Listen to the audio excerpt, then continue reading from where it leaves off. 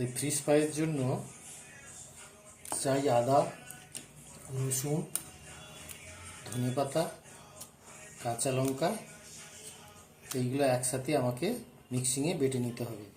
তার সাথে একটু লেবু, নুন, একটু গরম মশলা, একটু গোলমরিচের গুঁড়ো দিয়ে আর একটু স্বাদ মতো অল্প একটু মিষ্টি মানে একটু চিনি দিয়ে দিলাম, দিয়ে একসাথে পেস্ট করলাম। পেস্ট করে একটা পাত্রে রাখলাম।